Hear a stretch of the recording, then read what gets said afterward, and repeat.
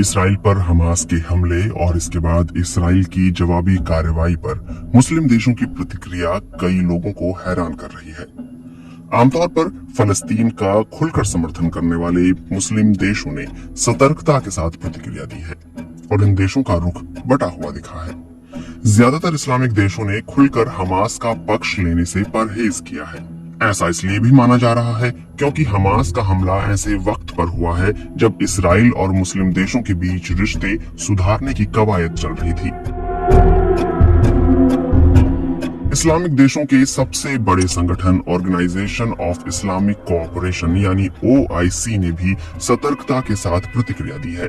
संगठन ने कहा है कि वह फलस्तीन में इसराइल की कब्जा की गई जमीन पर उसकी सैन्य कार्रवाई से चिंतित है। इसने सैकड़ों लोगों को शहीद किया है और बड़ी तादाद में फलस्तीनी लोगों को घायल किया है। OIC के एक अहम सदस्य संयुक्त अरब अमीरात यानी UAE ने इस हिंसा के लिए फलस्तीनी चरमपंथी संगठन हमास को जिम्मेदार ठहराया है।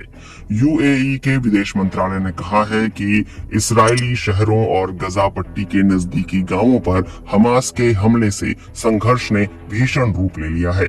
हमास ने आबादी वाले इलाकों पर हजारों रॉकेट दागे हैं।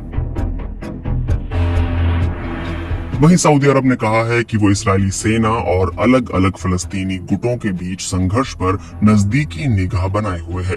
सऊदी अरब के विदेश मंत्रालय ने कहा है कि सऊदी अरब दोनों पक्षों से हिंसा छोड़ने की अपील करता है। इसके साथ ही वो दोनों ओर के नागरिकों की सुरक्षा बहाल करने और संयम बरतने की अपील करता है। गजा पट्टी में हालात जिस कदर विस्फोटक हो गए हैं वो इसराइल के लगातार कब्जे और फलस्तीनी लोगों को उनके कानूनी हक से वंचित करने का नतीजा है। सबसे ज्यादा चौंकाने वाला रुख तुर्की का रहा है।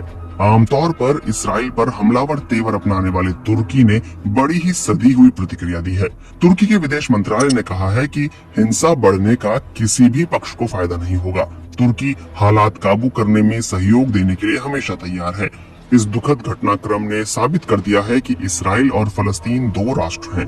इस घटना ने इस नजरिए की अहमियत एक बार फिर साबित कर दी है। हम दोनों पक्षों से अपील करते हैं वो हिंसा का रास्ता छोड़ एक स्थायी समाधान की दिशा में काम करें।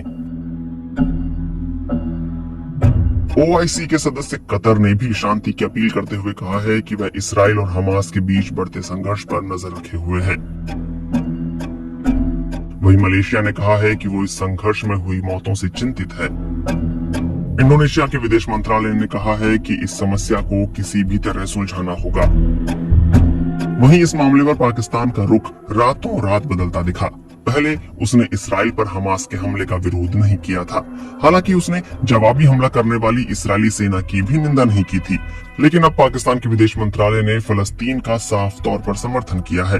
पाकिस्तान के विदेश मंत्रालय ने कहा है कि पाकिस्तान फलस्तीन के समर्थन में खड़ा है और इसराइल की कब्जा करने वाली सेना की हिंसा और अत्याचार को खत्म करने की अपील करता है।